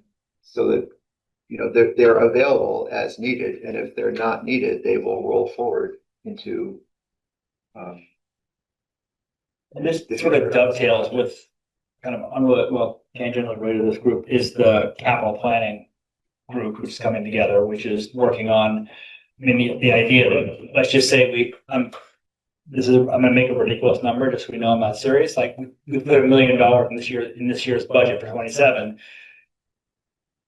That money accrues over time. It's not just a huge outlay once. We have a consistent amount of money coming in because wastewater is coming and we want to get some money stored up so that we're ready to do that, rather than like, oh, we need 500, we need a bunch of mailings at $700 each. We're gonna do 10 mailings at $7,000. That should be all we need this year. But rather, here's a chunk of money set aside to this so that we're sort of positioned to do things.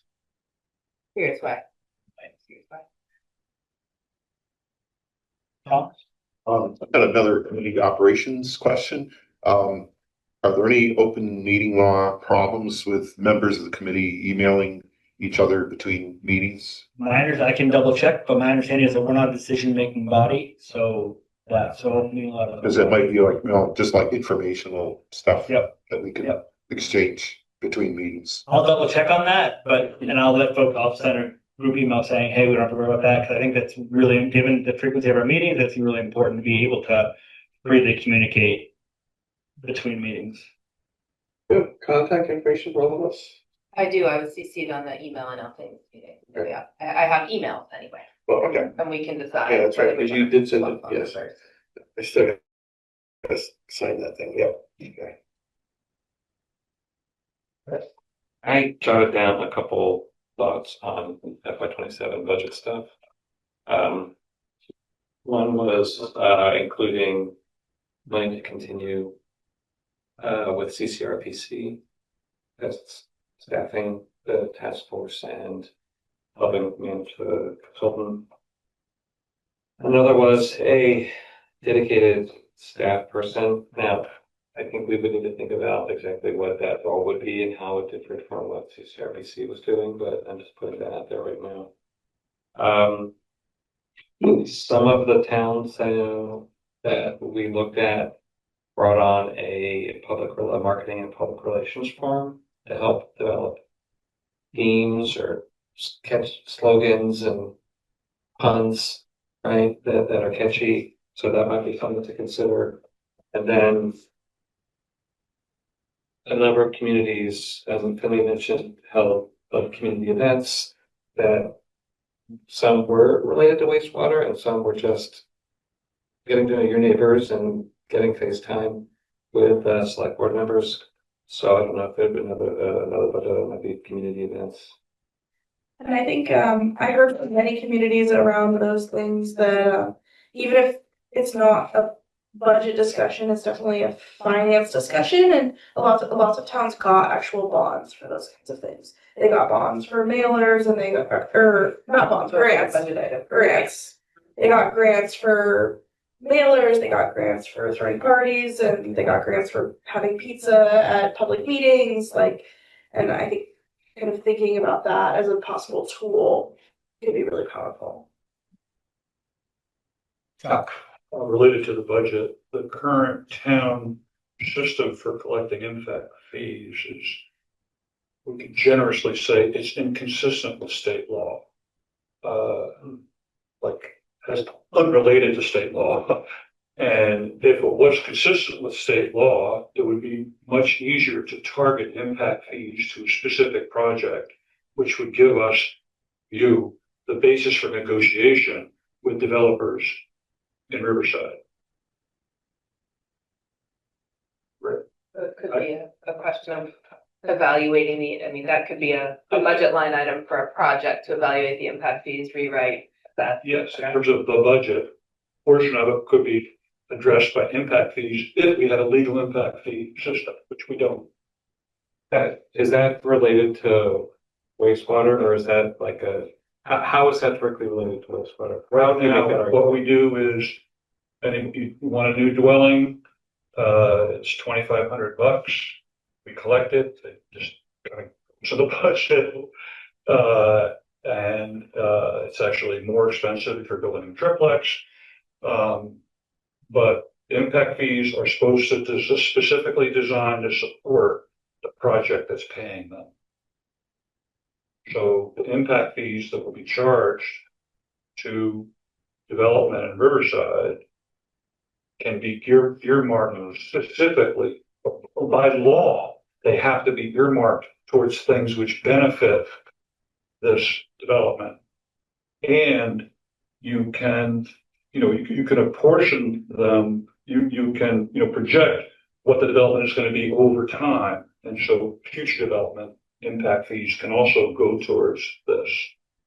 And it can be a meaningful amount of money, and it's the basis for, it's one thing you can have on the table with somebody who's going to develop 50 units, because then it kind of becomes like real money, and it's the basis for negotiation, and there's tax benefits for them that you can work into it.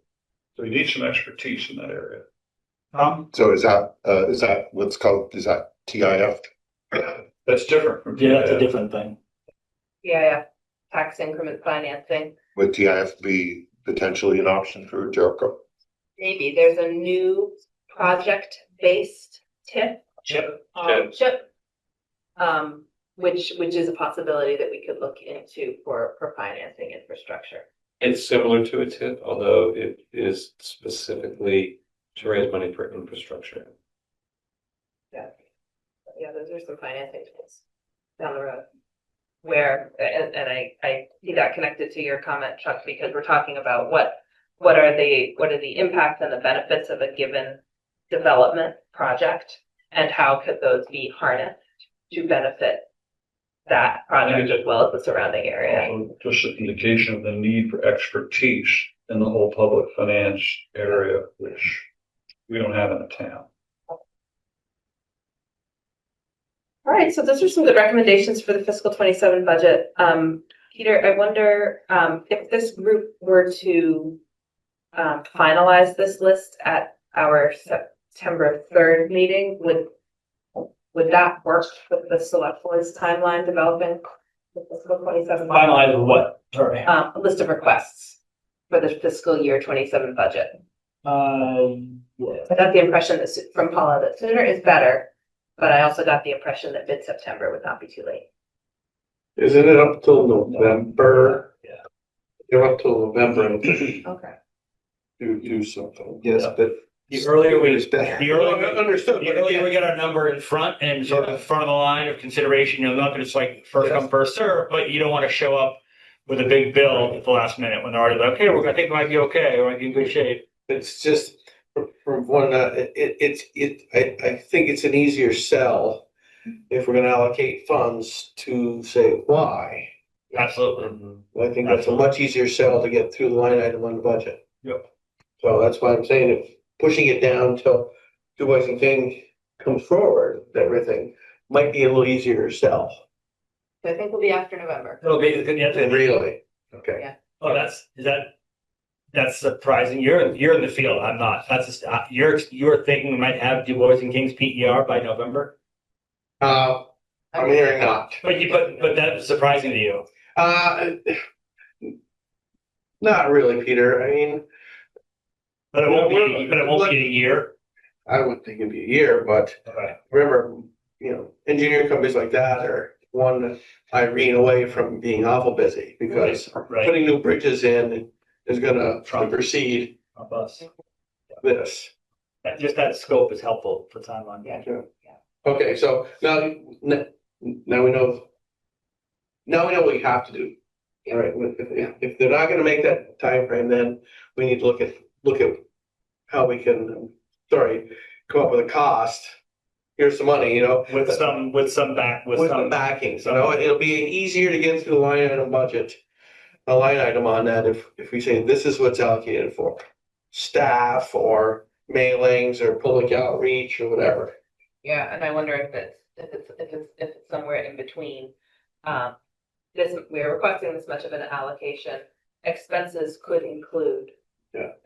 You look at, I mean, just looking at what I went through with part of my only budget season we got 100,000 last year. Probably get it this year, but if we go more, what are we gonna do? Why? You have to kind of come up with a reason. Yeah, I think there are plenty of things we can come up with before we get the result of the PER, but looking ahead, I mean, you were talking, so the PER is gonna give us what's it called, option for cost or something like that. We should have, I think, money in place to have someone help us figure out what all of our funding options are. So as soon as we get that number, we can start working on that. So that would be another item, would be I don't have financing skills like that. I don't know if anyone here does, or if that's something we're gonna need help with. I feel like we might need a consultant. Yeah, I'm very inclined to sit here and raise my hands. I'll figure that out for you. However, what I would love to do is help connect you with someone who has done this before, more than I have, to really develop that funding stack because everything. like a CCRP person for free, or like a consultant that we would be hiring. I'm not sure. Well, Or a combination. Or a combination.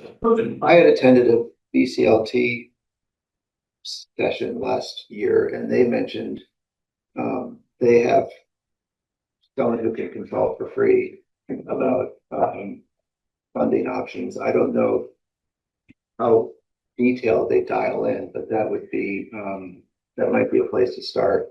Yeah, Katie Buckley at VLCT was coordinating a lot of their federal funding and has a really. She's now out of work because there was no federal funding anymore. I really owe her a phone call. Maybe she's looking for something. But I think,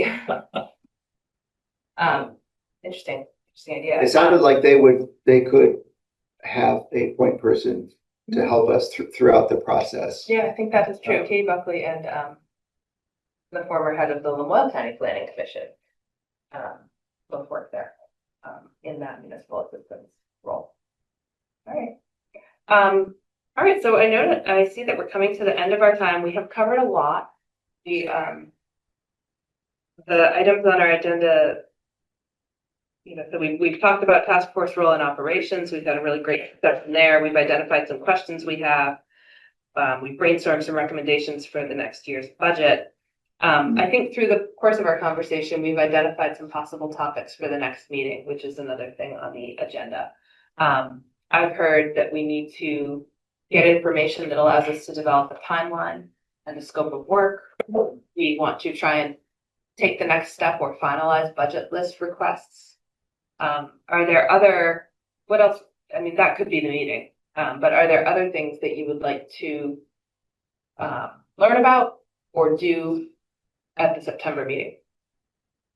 Well, I'm wondering if, I believe we have a page on the town website for wastewater, so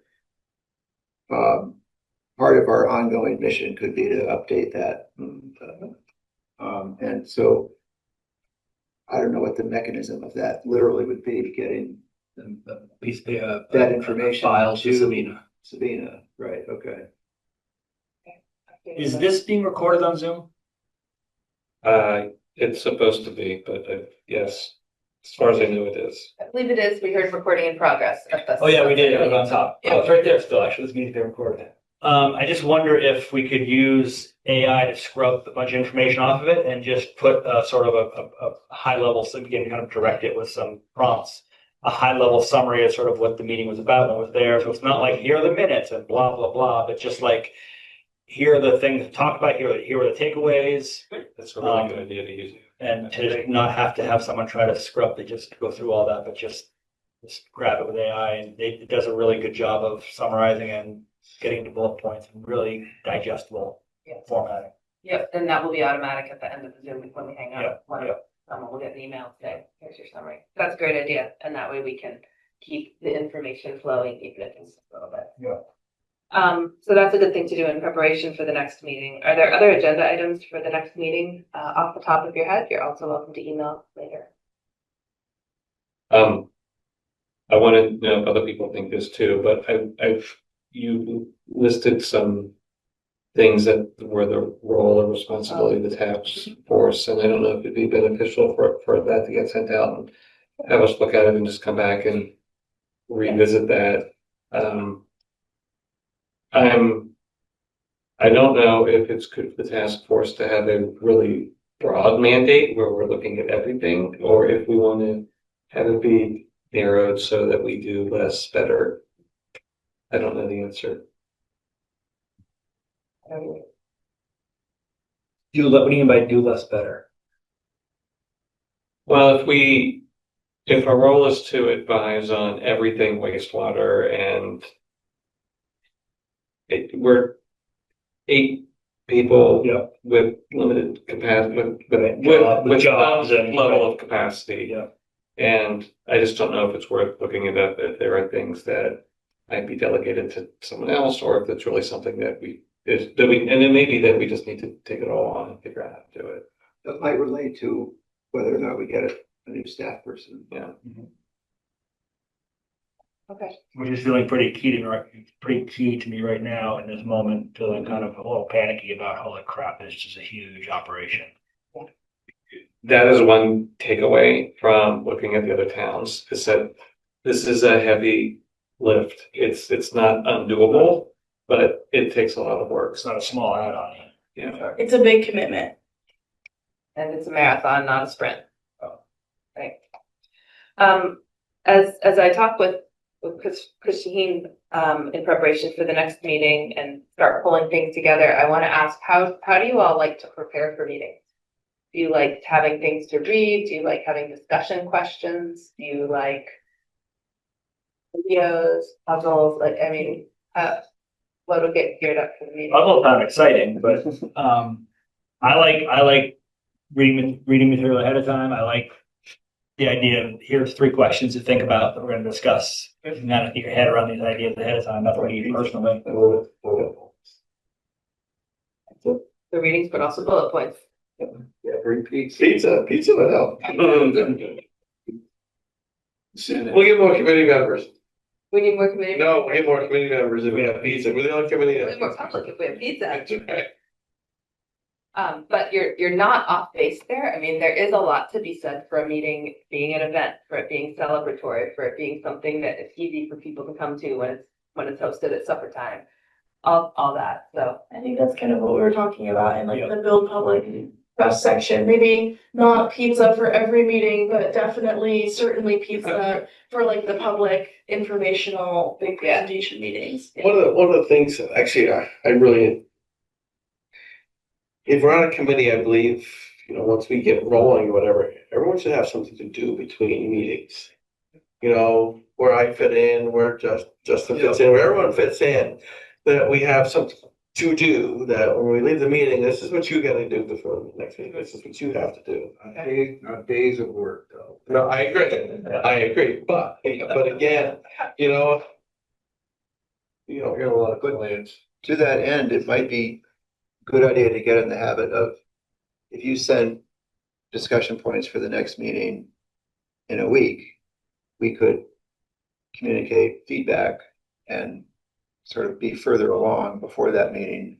Whereas if you send those out 2 days before the meeting, you might just develop a habit of getting more done between the meetings that way, I guess. I personally would, if I get an email in a week with questions, I'm gonna hide that email till the Monday before this Wednesday. That's how I operate. And then Monday I'll be like, okay, I gotta spend a couple hours thinking about this. If there's something that needs to be workshopped a little 2 or 3 weeks before the meeting, does that fit into your? Yeah, that's different. That's different. Yeah. There's Okay. stuff to be done. I'm not saying I won't do anything till 2 days beforehand, but if it's just like, hey, we're gonna discuss this question at the meeting, and there's no need to do anything before that, I'll read it 2 days beforehand and think about it then. I'll operate like that too. Okay. But if there I'll are things, forget it, but right, yeah. But if there are things that, if there's like somebody maybe, Finley was talking about, Wolcott had engineering technical committee, outreach committee, and funding committee. I'm wondering if what other folks' feelings are, what Eric's feeling and Susan's feelings are, but if we broke into those committees and those committees not necessarily met in between our meetings, but communicated.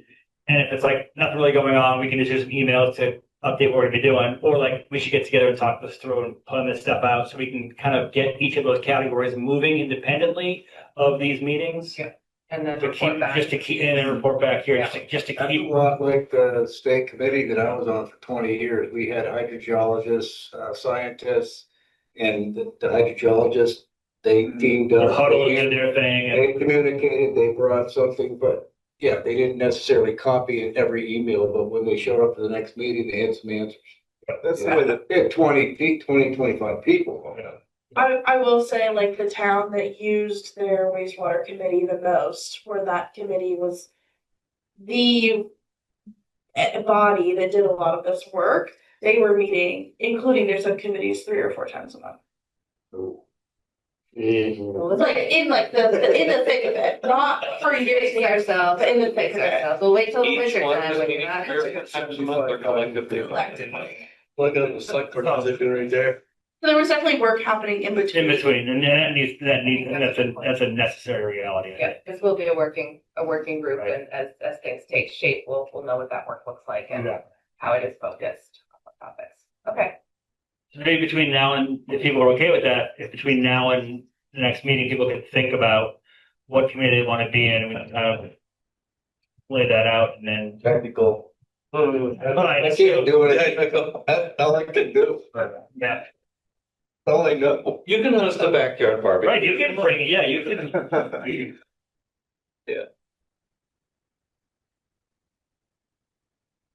Okay, yeah, that can be an assignment between now and the next meeting and consider, I mean, I've written your name down on for technical. But we can't all be on technical. I will not be on technical. All right, sign you up for not technical. I'm more perspiration and inspiration. Matters. Well, I think we have made our way through this agenda. Are there any other items, lingering questions on your minds that we should discuss before we adjourn? I'm sorry, I think that's usually something the chair is supposed to. No, Steal your yeah, thunder. every time someone raises their hand, they kind of look at you, look at me, look at you, look at me. We're gonna have to work on that. All right, I'll hang back, but. No, it's totally appropriate. All right. Chris? The only thing I would say is the next meeting is September 3rd, Wednesday, September 3rd, 7 to 9, same place. Is that a Monday? No, that's Wednesday. Wednesday. We will not be there. This is the last you'll see of us. Good to meet When are you leaving? Next, 14th. August 14th. Is that true? 15th is technically the last day, but We usually. it's Brattleboro Battle Day. Bennington. Battle Day. I don't know what that is. Sounds awesome though. It was really no bad at Bennington. I have to look up. Is there gonna be reenactments? No, but I was it was like this week, it was like the library might have different hours because of Bennington Battle Day. They had a task force, I think, it was money. Yeah, they need to respect Yeah. Oh, that's right. Monument. Yeah, big money for that monument, like $500,000. How many times have you cruised at town clerks to do research on Bennington Battle Day? You see the parking lot's empty and you realize, crap. Oh, right, in summer season. Okay, I great. really appreciate. Motion to adjourn. Second. Thank you. All those in favor, go on. Yes.